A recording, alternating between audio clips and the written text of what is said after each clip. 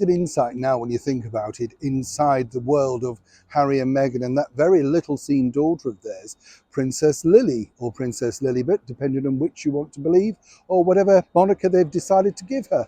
As we told you recently on the show, according to a very well-placed source, Meghan wants them to get used to their titles, so in private they are called Prince and Princess. Amazing to think, isn't it, when she pointed out that actually titles meant nothing, but now, as we've said many times, obviously they do to Meghan Markle.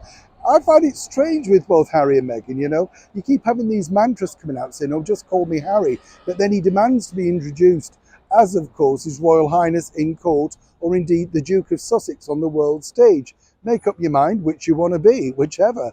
But it's interesting now also because this particular story regarding Princess Lilibet is really taking off. And as ever, we've uncovered the truth. Good morning, Neil Sean here, nice to see you. Now, what I find fascinating, as I say, about this particular story, I told you a long time ago that I find this particular story about Lily and the late Queen being pictured during their short stint out at Windsor Castle last summer very, very hard to believe.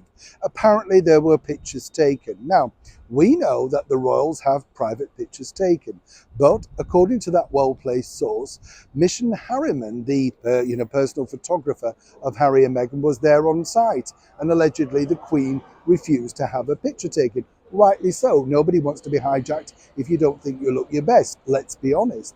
But what's interesting here is simply this. Now, a story is emerging that apparently Princess Lily failed to show for the very first year, her first birthday, in front of Her Majesty the Queen, who, bringing a tear to her eye, had a birthday cake with one candle waiting out at Windsor Castle. Let me tell you, this particular story came from an ex-royal employee.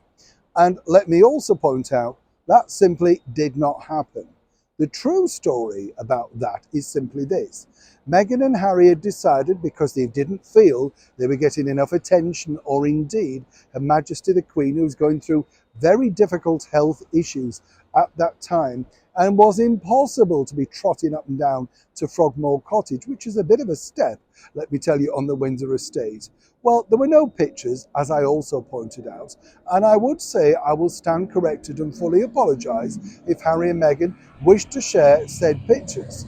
But you see, I believe, given that we've just had the first anniversary of the passing of Queen Elizabeth II, what better time to show the world a never seen before snap with your daughter? You know what I'm saying?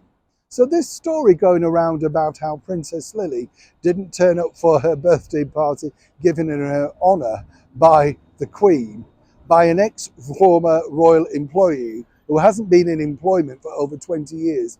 Well, it's a lovely story, but one might suggest that they're looking for a little bit of focus themselves, particularly when they're trying to flog cruises, boats, and still remain relevant.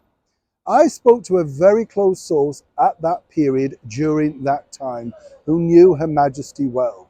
And they simply pointed out to me that she was not really up for any kind of thing. She would have welcomed visitors in, but Harry and Meghan decided without warning to promptly return back to the United States. This shocked her, but it wasn't anywhere near as tea-jerking or as dramatic as this particular individual is pointing out. Nonetheless, it's being picked up around the world now as fact. I'll leave you to decide which side of the story you wish to believe. Neil Sean in the very heart of London.